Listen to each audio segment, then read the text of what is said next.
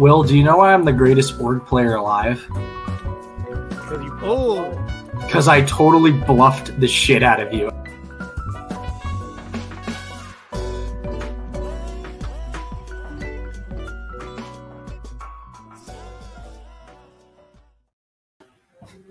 Why are you standing up? I was grabbing an energy drink, and the can is sticky. Coke Zero? An energy drink. I'm getting a bang, and bang? I forgot that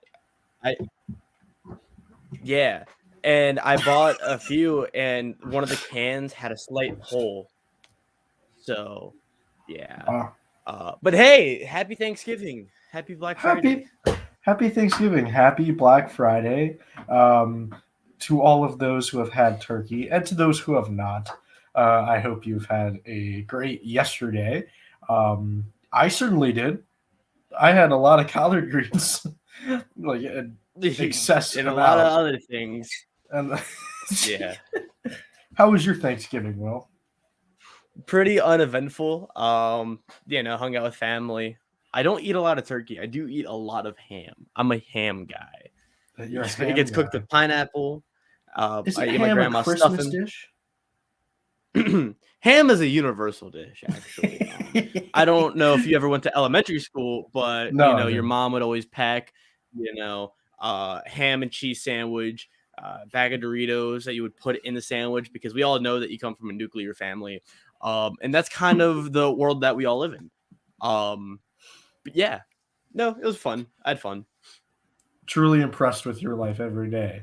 Yeah, I had a good Thanksgiving too. I had a lot of collard greens, as you said. I helped cook the turkey. I helped around the kitchen. Interesting. It was a good cook. That's cool. That's quirky. That's fun. You're mocking me. You're mocking me for honoring Thanksgiving, for cooking the turkey. How? You're mocking me, saying, no, that's fun. That's quirky. That's very cool, Jack. You want to know what's not cool? That's weird. That's interesting. That's you want to know what's not cool? This episode. What's not cool? This episode. Yeah, this episode wasn't cool. Why didn't she get it? I just said this it didn't have to be this way. It really didn't. But it didn't have to be this way too. It's just the problem with this episode was one, it was too twist heavy with the three groups. The boot was pretty predictable, I think, especially starting episode 1 with just how everything transpired.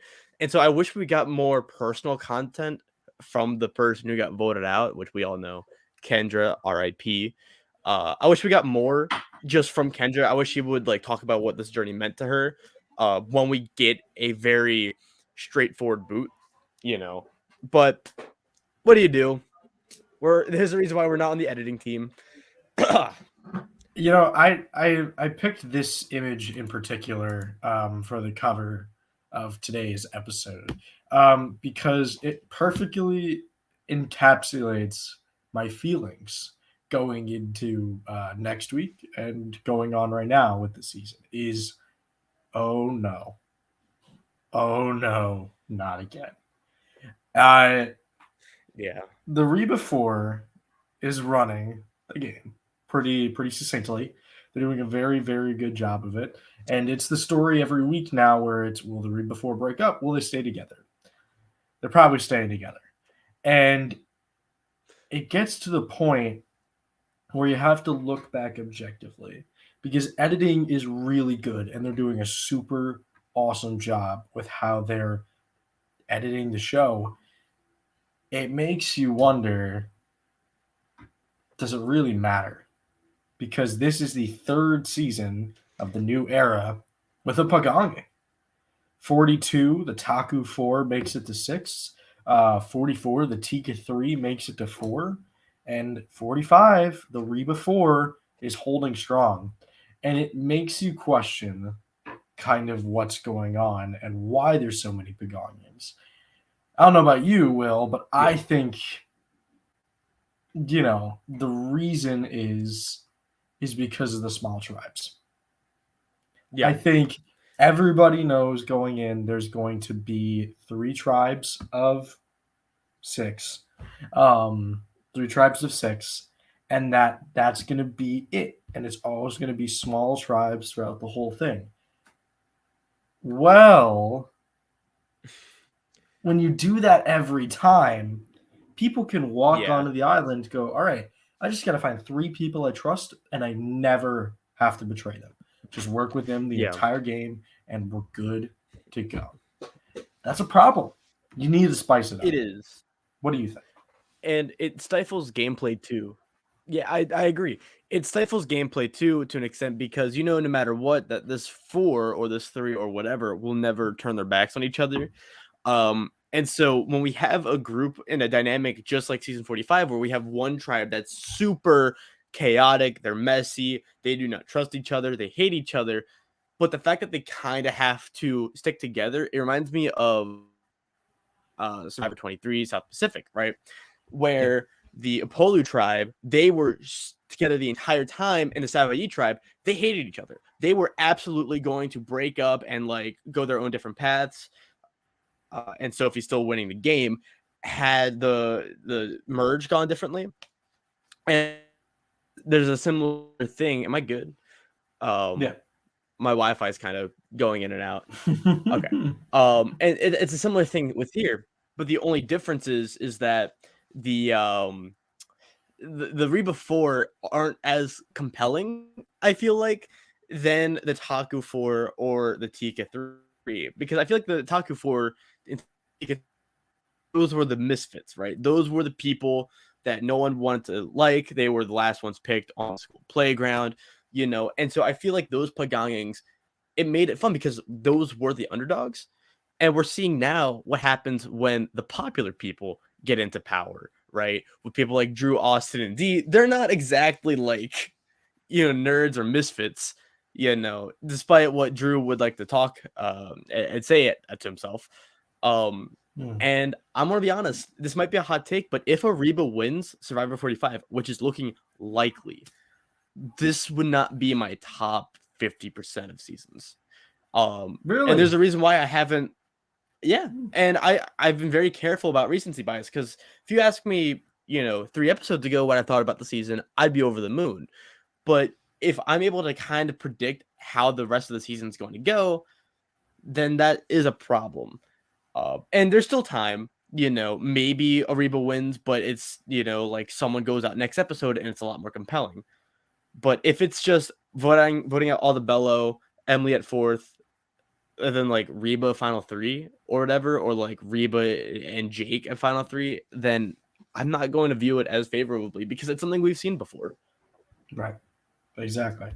I think the last thing I want to kind of put on this before we start moving to the people, Phil, one of our lovely co-podcasters, Phil, makes the remark and says, you never know how many votes are going to be available. It's not the worst because people get to win it back. I can understand the point.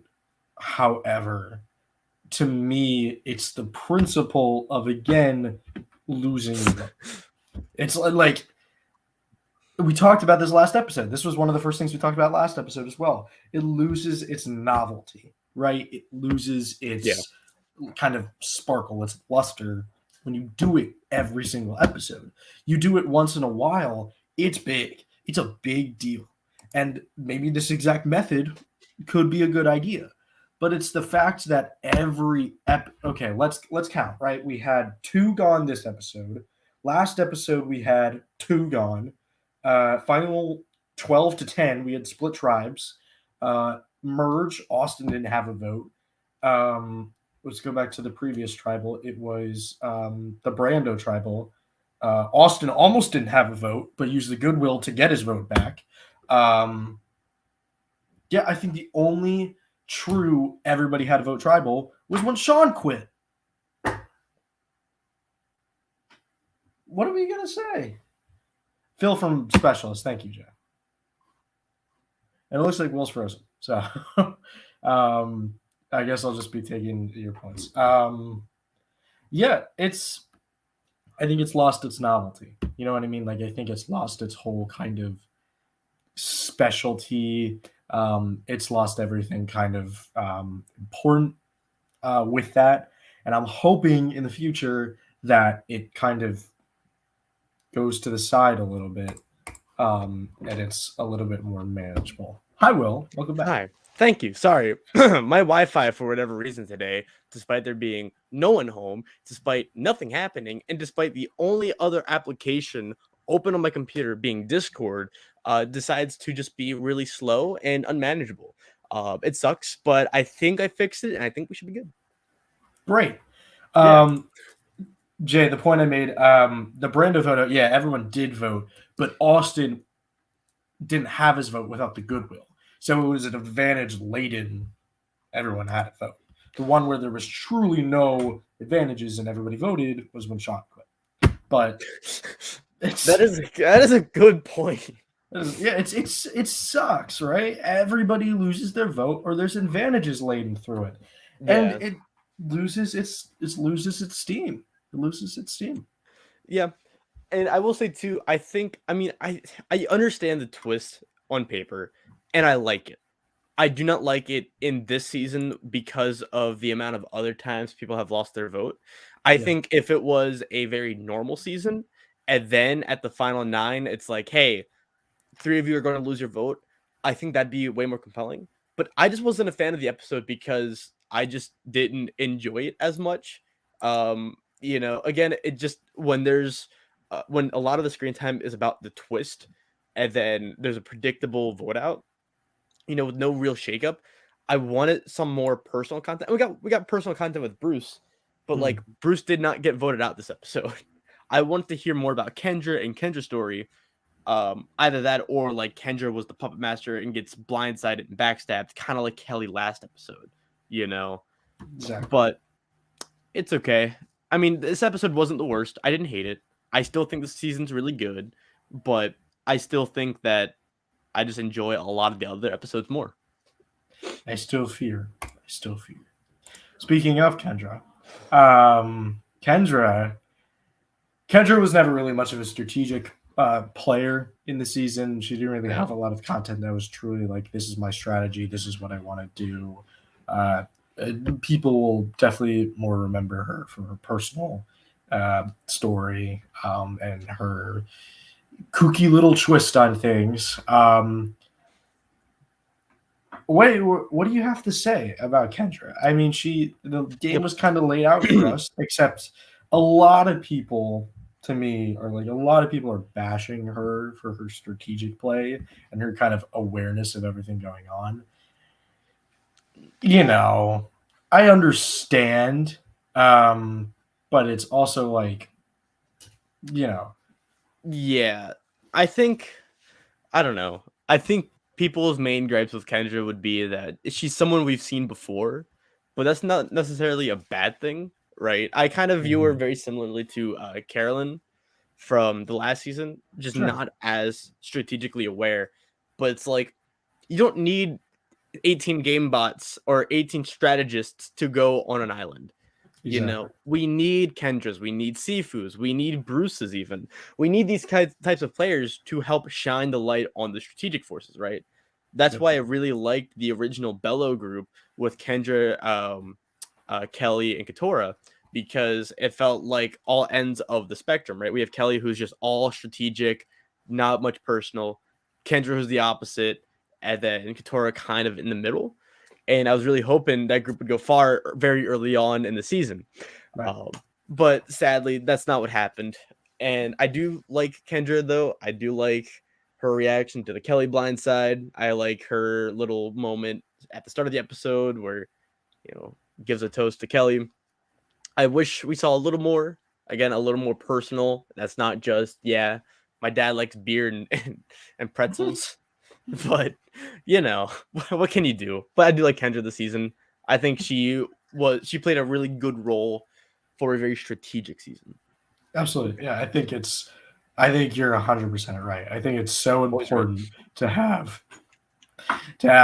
Kendra's and Bruce's and Sifu's, all these players be different from the game bots like Kelly's or Drew's. I think it's so important to have very different styles of gameplay because it makes it interesting. It spices it up. If you had 18 nerds on a season of Survivor, it's going to be pretty boring.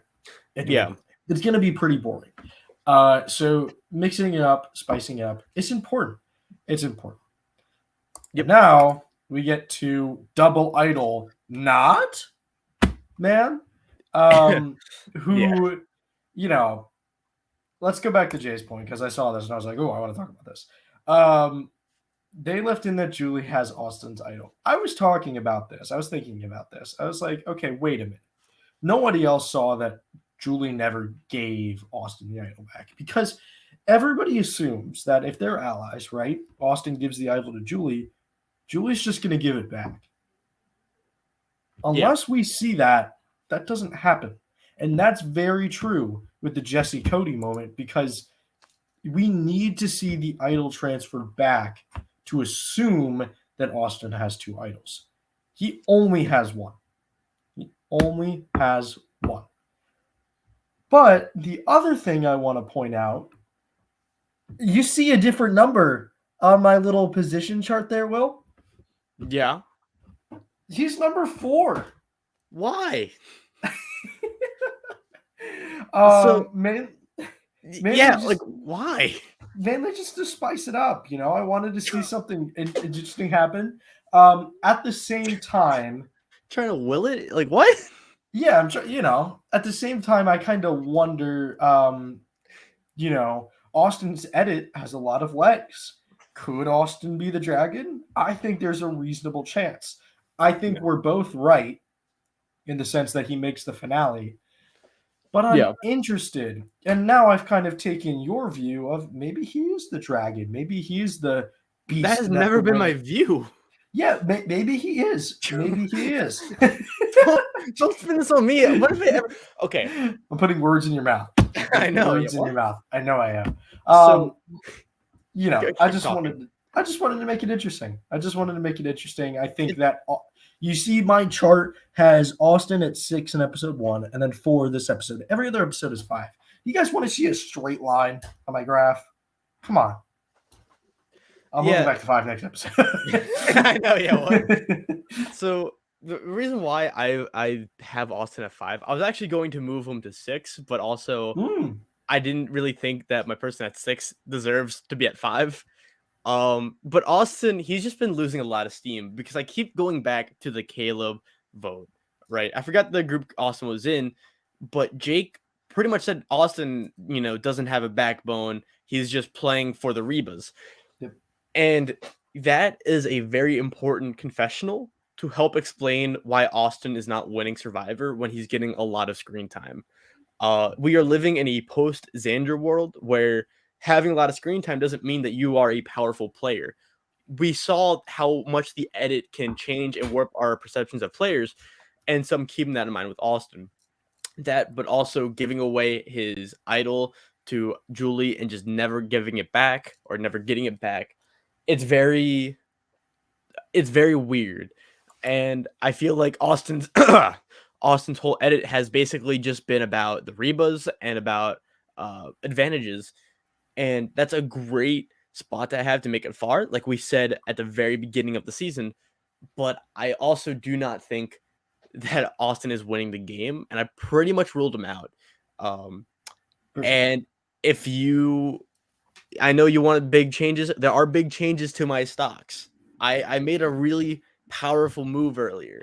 All right. It's going to rustle some feathers. And I like how you think you can will stuff into existence by changing the stocks when I did that with Sean Edwards, episode 1 and 2, and you gave me nothing but flack for it. I did. For no reason. Exactly. I'm turning your efforts against you. I know. Like, what? Anywho, not much else to say about Austin outside of the idols, personally. Unless you had anything else. I mean, it's going to be interesting to see how that backbone story kind of ends up, especially since next episode we get a little bit of a hint in the next time on Survivor that him and Dee are, you know, kind of getting a little close to each other. And so it makes you wonder, right?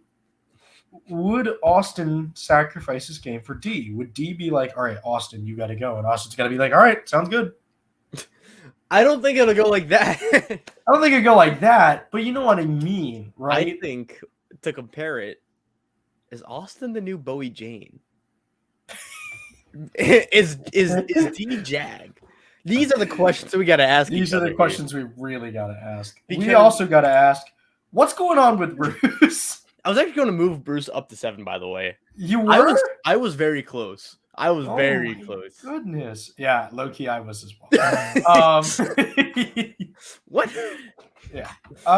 What's going on with Bruce, guys? He just won 2 immunities in a row. He's got an idol. He's lost his allies, sure. He's getting positivity in the edit. You'll see in my edgic, but he got over-the-top positive this episode for me. What's going on with Bruce? Like, why is he... Could he? I mean... Woo! You want to elaborate, Will? Yeah, so shout out to Official Saving Bruce. Cool band. One of the best. No, Bruce, honestly, he could still be a losing finalist. I haven't ruled that out. If he is, I deserve $100 from you. 100? No, from me? No, I'm broke, man. No, so like, on paper, Bruce has a really, really cool resume and potentially a really cool story, right? Because it's kind of similar, but a little better than Emily on paper, right? Losing his allies, made the merge, winning challenges, has an idol.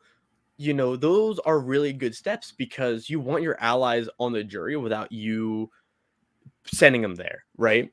And I think if Bruce does enter a final tribal council, and if he is humble, like the Bruce we saw this episode, where he's like, I understand I made flaws. They were not trying, like, I wasn't trying to be rude. I was trying to look for the good of the group. And if he's vulnerable, that is a really sick way to win Survivor, right? Now, will Bruce do that? Probably not. He could probably get voted out next episode or the episode after with his idol. Who knows? But Bruce, he's been like weirdly shown in a really good light. And it's very similar to Emily, I feel. Just Emily lost her allies pre-merge, except for Caleb. Or lost her tribe pre-merge. What do you think? Yeah. First of all, I'd like to say Bruce in the episode, he talked about being upset and being scared that his family would see him in a negative light because of the way he may be portrayed on Survivor. That really sucks. And I think that speaks to kind of the psychological maybe damage that goes on when you're on the island. Yeah. You know, things could happen. If you got a bad perception on there, you may have a bad perception on the show. You may be changed like that. And I'm sure the producers love Bruce. I'm sure they do. It's just, it's the circumstance of Bruce's edit. Now, please do not go treat Bruce like he's trash because Bruce is a lovely, lovely person. But it's tough. It speaks to the damage you can face on the show. However, with that being said, Bruce is turning it around. And, Mona, anyone who's been annoyed by Bruce till now has been voted off. The jam effect, dog. The jam effect, yeah. The Chico effect. Oh my god. We'll talk about the jam effect with our next player as well, but a little bit of a jam effect there. Anybody who's annoyed by me is voted off. But the biggest thread left remaining in the whole season, what is going to happen with Bruce and Guitar? What is that story leading to? Because it's not, we'll compare 2 stories. We'll compare Katura and Bruce and Kendra and Emily. Katura and Bruce, that story started in episode 2 and went on every episode. Pretty much every single episode, Katura and Bruce was a part of it. We got one episode where Kendra said, I'm going to take revenge on Emily. What happened? Nothing. Kendra just went home. And Emily didn't even vote. So Yeah. that story went nowhere. But the Katurah and Bruce story has to go somewhere, right? And that's still the biggest question mark for me. I don't know about you, but that's still the biggest one. Yeah. And we haven't seen a whole lot of Bruce and Katurah. I will say too, going back to the whole, effect of Survivor, I think when we see Bruce in confessionals, you can tell there's no malice. It's just lack of self-awareness. And I think at home, Bruce is the greatest guy to be around. It's just when you're starving on an island, someone like Bruce maybe isn't the best. And I hope he realizes that, in the game and not 9 months after. No, but I am very curious too. I kind of want to see Jake go home because I kind of want to see Bruce and Katurah as the last two Bellows remaining. I think that'd be sick. That'd be pretty funny. That'd be amazing. That would be pretty funny. Something to note too, Katurah just hasn't been able to vote for Bruce at any tribal council. Yeah. Caleb said, I think it was Caleb at least. Yeah, it's Caleb. Bruce has been immune 16 out of 17 days. That's pretty nuts. That's a lot of days. And I do not think, I don't think, Katurah was never able to vote for Bruce because I think they were on different groups during the split tribal. They were. So that's crazy. That is legitimately hilarious. That's kind of funny. That is very Tika of Bruce, It is very Tika of Bruce. I'm so glad that Bruce, because I feel like Bruce would not last on the Tika. I think the Tika 3 were always going to succeed. I think he just would have been the third one out of that group. I think he would have lasted Sarah Wade, and that's it. Yeah. But that is a very cool storyline if they are the last two Bellows remaining. And again, very similar to South Pacific, I feel like them working together is not because of any storyline or them going, all right, look, I know we don't like each other, but we got to work together. It's more of a, oh no, we are getting pagonged. We should do something about this, which is kind of lame. But, what you going to do? I love Bruce. What are you going to do? Let's move on to D, but before we do, Jay brought up a really very, very interesting point. Everyone who's gotten a split vote, voted a split tribal and stayed, made it to final tribal council. Did it happen in 41? I cannot remember. Nasir. Wait, hold on. I'm looking at it. I'm taking a look. Yeah, me too. Hold on. All right. Intermission. So that is a very good. I mean, if Bruce makes it to final tribal council and loses, I deserve money from Jack. Tough. Every season but 41, Heather and Liana were the two who got votes but stayed at 41. So excluding 41, 42, whatever. But good statistic. They made it to the finale at least, except for Liana. Okay, there we go. But now we move on to D, who we still have at number 1.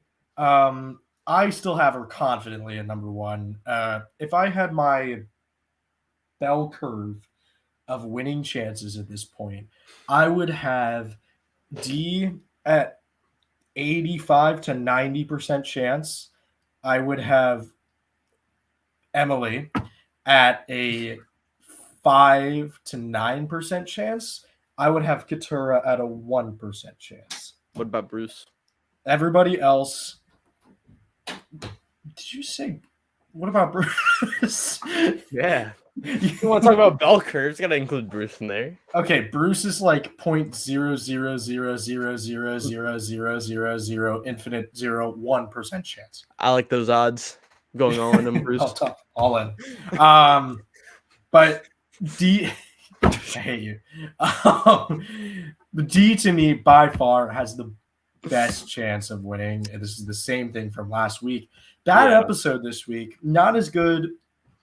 You say not as good as last week. She didn't really have much last week. But not as good this week. She was talked about as a target. She was talked about as someone potentially, could be the first one to go from the Reba 4. But at the same time, to me, it's the fact of a little bit of the jam effect, as you said. D, Juan and Kendra, only one who visibly said that. Kendra went home. Yeah. D's like, hey, you threw my name out. Get out of here. D has Austin wrapped around her finger. Julie wants to go to the end with D. Yeah. I mean, at this rate, D's got everybody wrapped around her finger, and it begs the question: how much are the producers going to do, or the editors rather? How much are they going to do to try and diminish the fact that D's the winner? Because I think they're doing everything they can, because it's potentially pretty obvious. Yeah, it's weird because it's obvious to us, but I still don't see a lot of people going D is winning on the casual side, which is personally great because it leaves. I mean, if you want to read the edgic and like edit and like overanalyze everything, read into every single conversation, that's one thing, right? And obviously, naturally, you're going to try to find the winner through that. But if you're a casual, having the winner still hidden is very good. Obviously, it makes it compelling still. And for that reason, I still think D is going to win. I think the jam effect is just people have been calling D a villain. I disagree. I disagree as well to an extent. So the thing is, we are so deprived of a natural villain that D giving Jake less rice is a villain move. It's a new era villain move because no one wants to be a classic Russell Hantz villain anymore because it just doesn't win Survivor.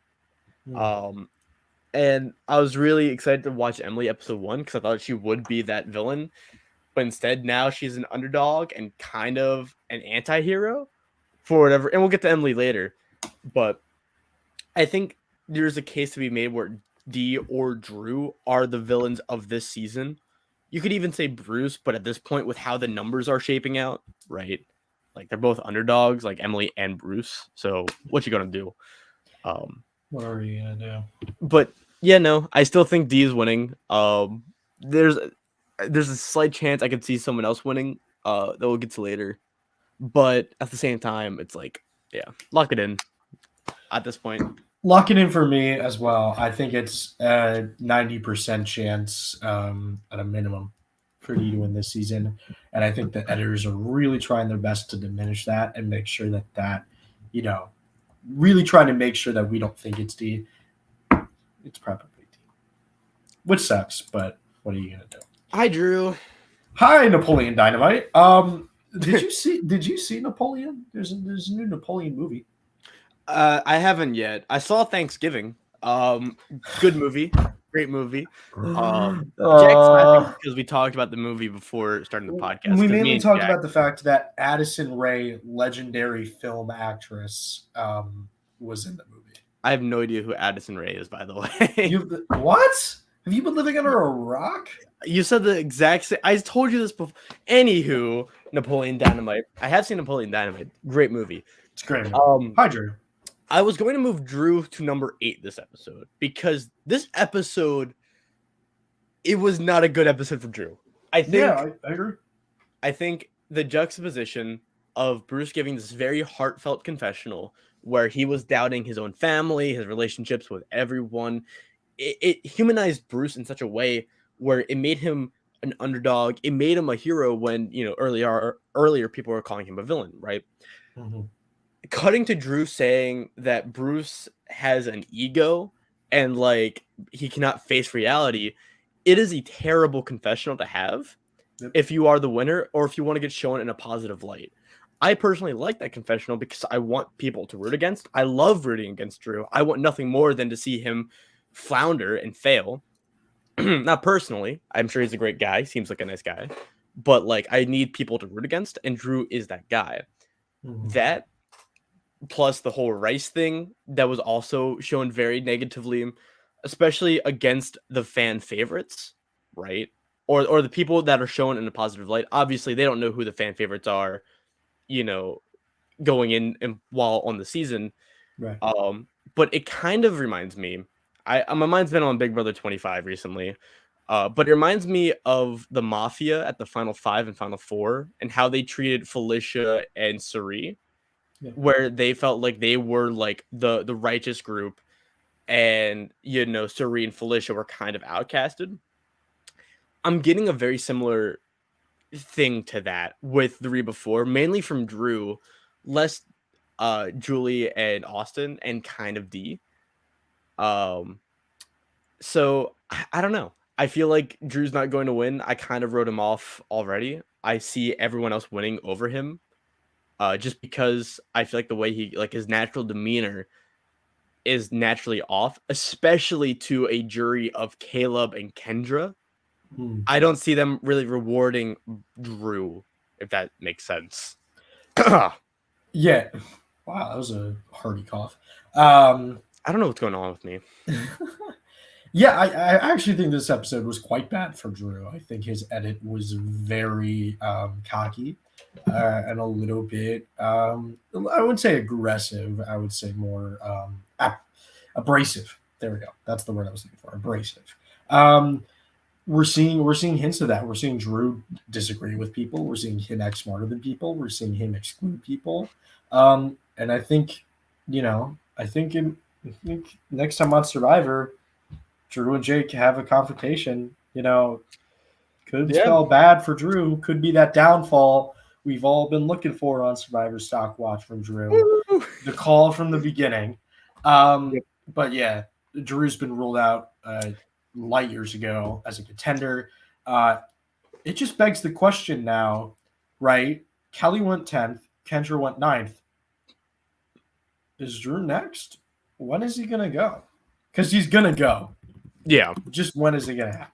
Right. Or he's a losing finalist. You good, Jack? You're in a really dark room. I am in dark. Parents know you're on Survivor StockWatch? My parents do know I'm on Survivor. Blink twice if you need help. There we go.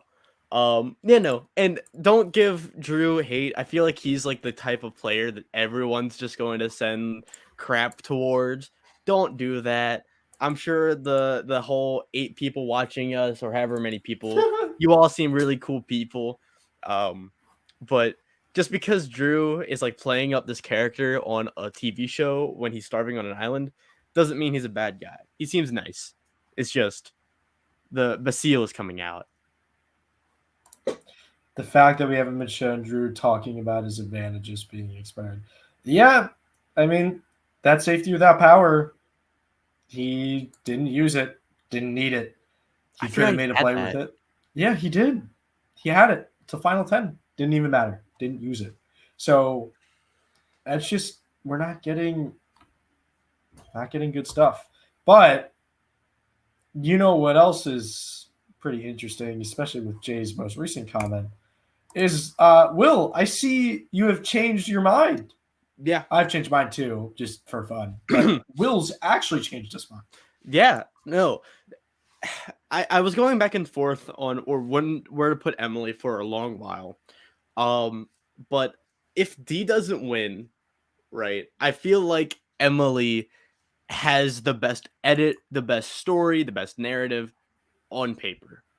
Now, this is Survivor where anything can happen. And, we could see all of the top 4 go out and we see like Bruce winning for whatever reason.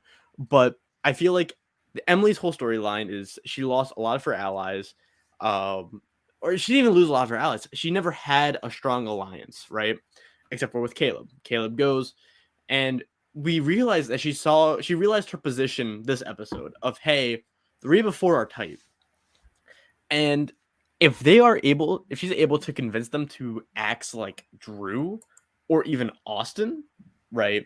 And still play up to like D and Julie, I feel like Emily that's a huge move for Emily.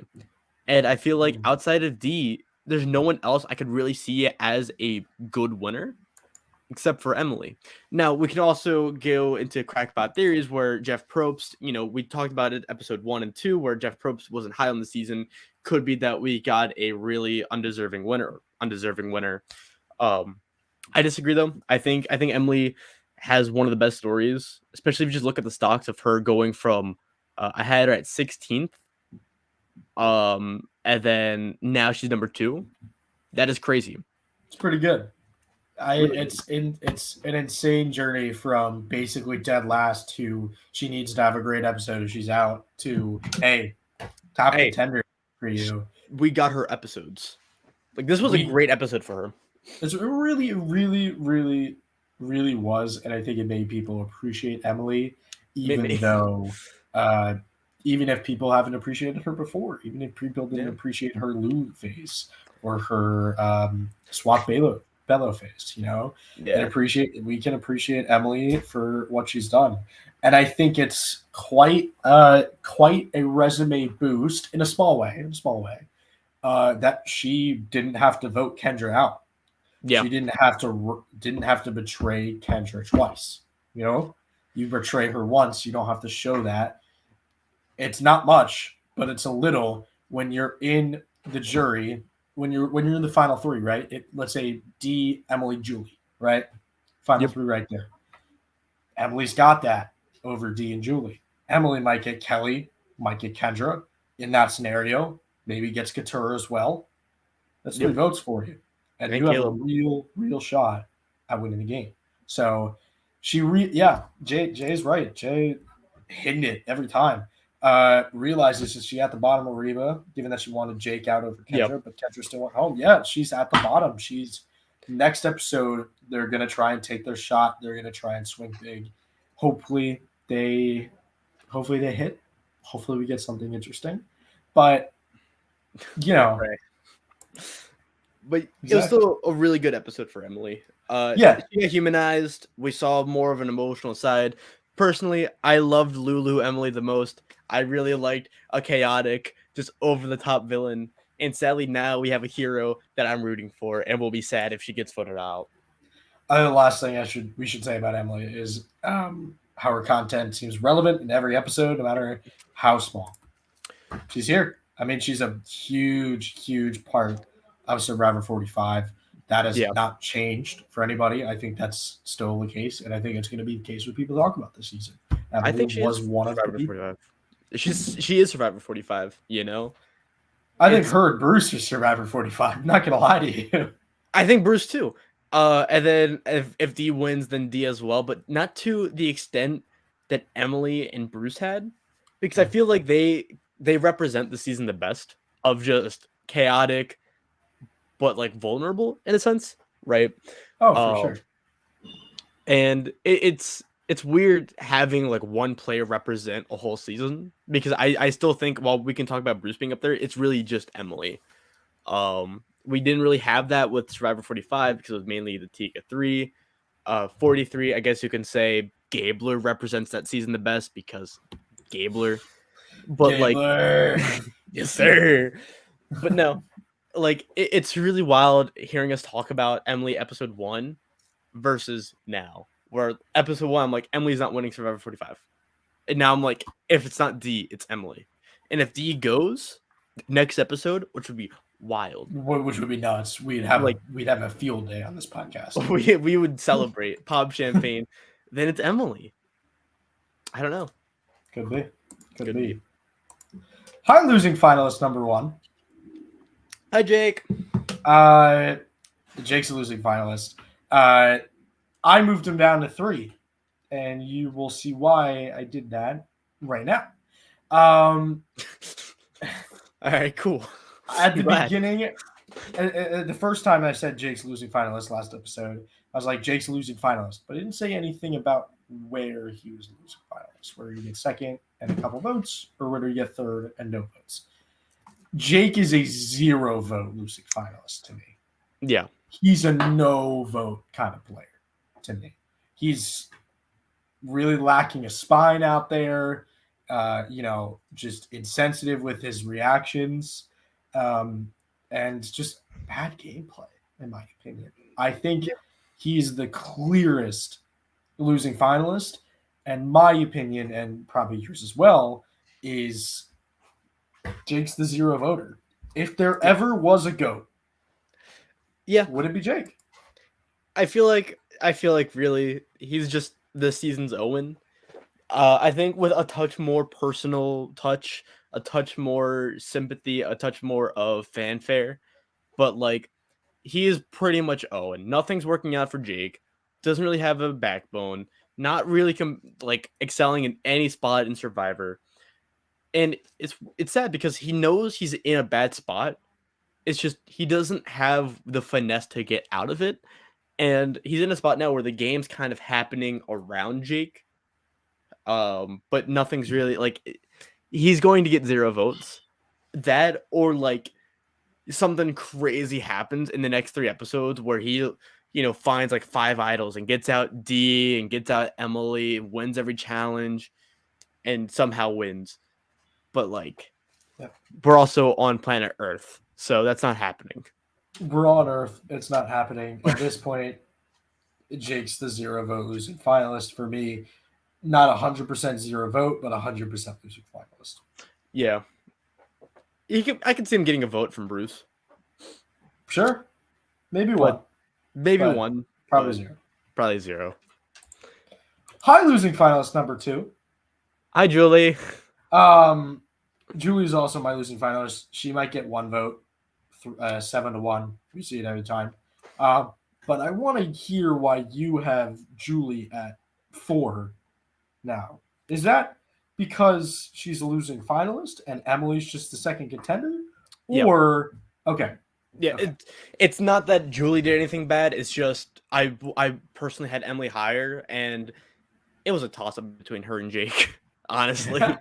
I think the odds of Julie being a losing finalist are lower, but I do not see Julie. I could see Jake winning a final tribal council over Julie, if that makes sense. Sure. I think a bitter jury, last Bello left. If they're mad at the Reba 4 for stifling gameplay, I could see them giving Jake the win. Good as well. Yeah, I mean, there's really not much to say with both Jake and Julie. You can kind of group them together at this point. Jake got burned literally with burnt rice or no rice. And Julie just got kind of mediocre content this week. And so, it just raises the question of, will they be losing finalist? Will they get voted out? Probably losing finalist. And that's all you can really say about these guys. There's not really much going on with them. I'm interested for the 2 of these. Jake, seeing him in that confrontation next episode with Drew, and with Julie, if she's the one to flip. I will say too, another reason why I dropped Julie lower than Jake is the whole what's it called? What the Sanctuary, where she makes this deal with Kendra and Bruce saying, "Hey, let's just vote out Jake," and then she had to turn her back on that, even though that wasn't Julie's plan. That's not going to be shown very lightly to the jury, I feel.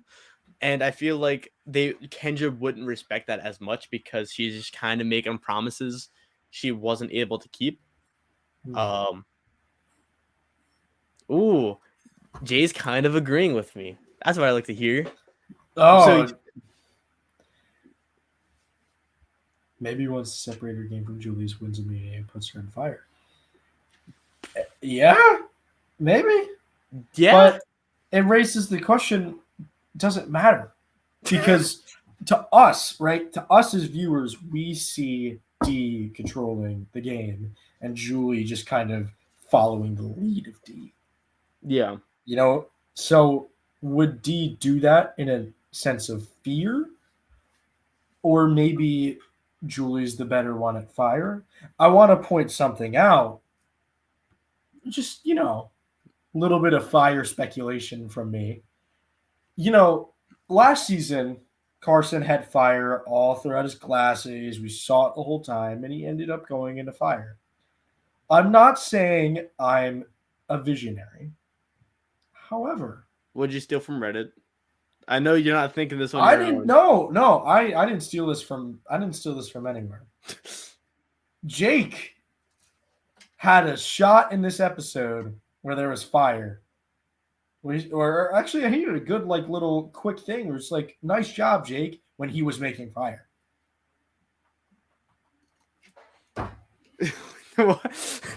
Jake is a fire-making winner and gets third place. That is, I feel like if he does win fire, I think he gets second. Honestly, Okay. I think the jury would respect that. I think they would respect the underdog. I think they would be like, all right, Jake fumbled his way, but at the same time, he always tried. I think the jury would respect that over Julie, especially with the sanctuary, especially with Julie making a promise to Bruce and Kendra voting out Jake, and then turning her back on that.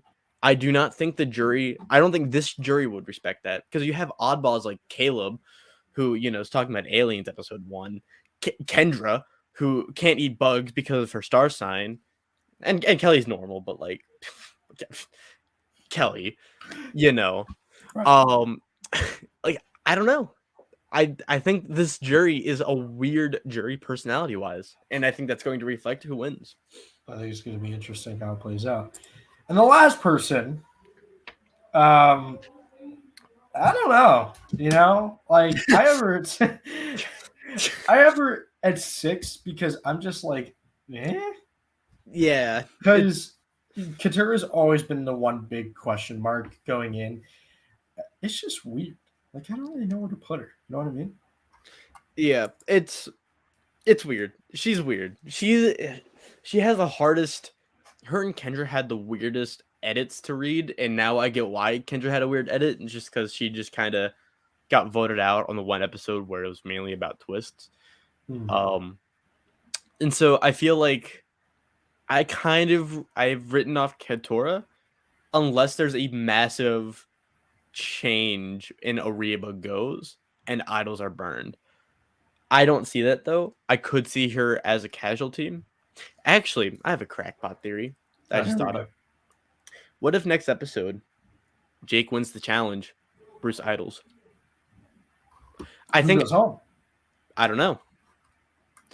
But the thing is, I feel like there's been a lot of talk about getting Jake out that I don't think it could disappear overnight, but I feel like there's still going to be a strong sense of we still need Jake gone. So right. Jake is going to win the challenge. Bruce obviously is going to play his idol. And I feel like that will cause a big enough shift to where Jake is able to kind of go back into the under the radar and just kind of coast his way to the end game. Maybe Katora goes in that sense. Maybe we get a 0 vote tribal. I don't know. Who knows? Yeah, all right, this is a little too crackpot theory. Maybe you're kind of stretching my bounds here. But there's 3 idols. You know what I mean. There are 3 idols. It could get very, very, very, very, very, very, very interesting. And it makes you wonder where Katura falls all into that. Does Katura get voted out next episode? Does she get 6th, 5th? Does she become a losing finalist? Does she win? You really don't. Yeah, you really don't all know. Of the above. I think the most likely thing, the 2 most likely scenarios for me is 1, she gets voted out in like that 6th kind of range, or 2, Katura is getting a losing finalist at it, which is quite interesting to see Katura in the end, but it very well could happen.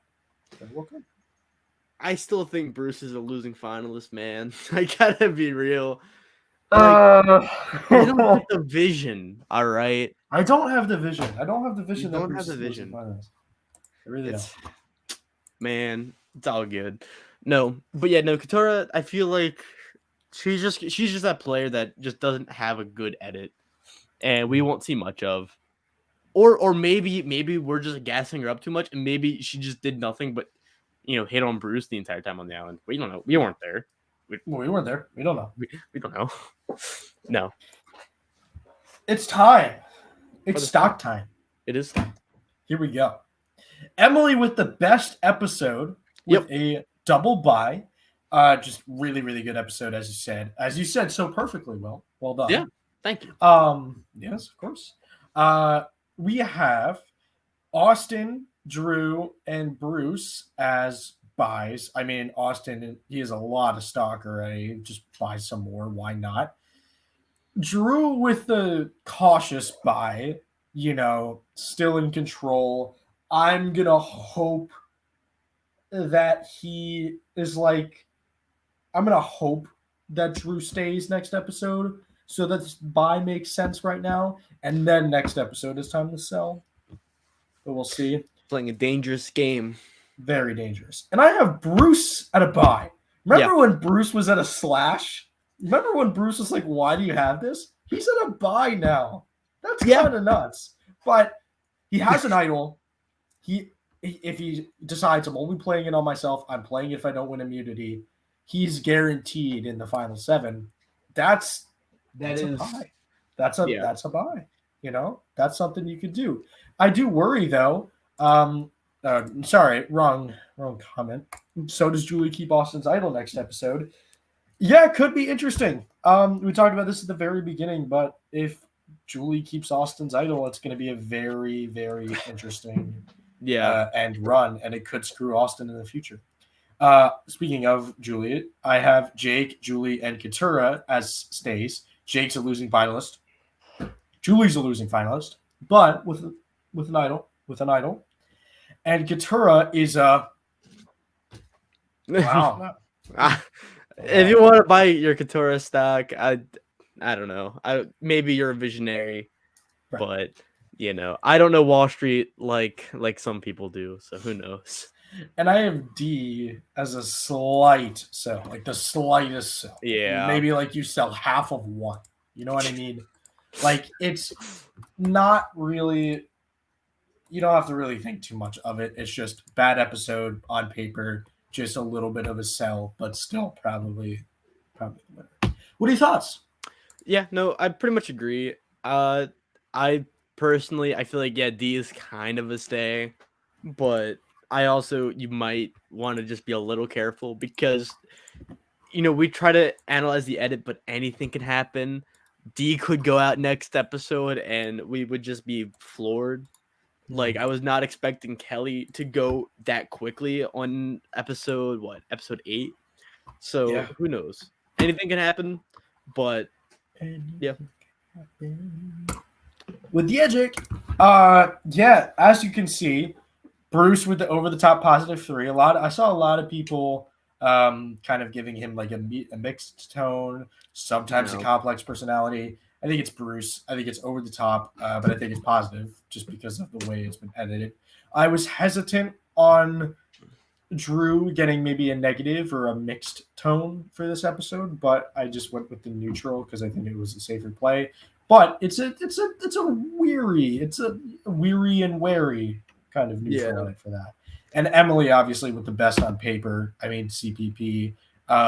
She's been really carrying the Edgic game. So She really has. What do you think? That's the kind of edit I want if I ever go on Survivor. No, I mean, I pretty much agree except for Drew. I'd give him the negative personally because I feel like it loses a lot of the upsides that D had. Because at least with D, she had a very similar bad episode, but she also got her way with Tribal. I feel like, we didn't really see Drew in the driver's seat for wanting to vote out Kendra. Sorry, stumbling over my words. Jay, I like your crackpot theories, man. I like you thinking that D is going to get voted out at final 6. I do appreciate that. It's good. I really do. We like it. We like our crackpot theories here. We should really change StockWatch to crackpot theories. We should. But yeah, I mean, I think the final question looming over us as we wrap up with our oh no face with Bruce is Ariba going home next episode? Yes? No? I hope so. I really hope so. Yeah, I hope so. Going home next episode, I think the game will get shaken up even a little bit. It's going to be interesting to see. Are we going to get a true steamroll? Or are people going to get move hungry? Especially, saw this comment a little bit earlier. I'll just find it. Also, thank you, people, for being active in chat. Yes. We like this. I know this was a very early episode. It's just, blame me. I was very busy. And I'm actually busy next Friday, I think. But we'll talk to Jack behind the scenes. There we go. Usually the family reward episode. Yeah, family reward. Final 8 could inspire people to make a big move and try and win the game. So we could see that Reba fall next episode. But Will, Jack, this has been the stocks. This has been all 9 of the stocks. Do you have anything else to say? I want to give a happy birthday to my boy Roey Romero. Happy birthday to you, lad. Thank you everyone for talking in the comments. You know, I remember when me and Jack first started this, we talked to legitimately no one. So watching this slowly grow has been really fun. This is my favorite podcast to do. I did a few of them with Randy and the big brothers, but this one's the best. Personally, this is the GOAT. This is the GOAT. The worst Survivor podcast on the internet. And Jay the best was as there for well. episode. And Jay was there. Oh, our Thank you, hero. Jay. Thank you, Jay. Thank you, Mona. Thank you, everyone, for coming out to Survivor StockWatch episode 9. Yeah. We will see you episode 10. Happy Thanksgiving. Happy Thanksgiving. Happy Black Friday. Happy Black Friday.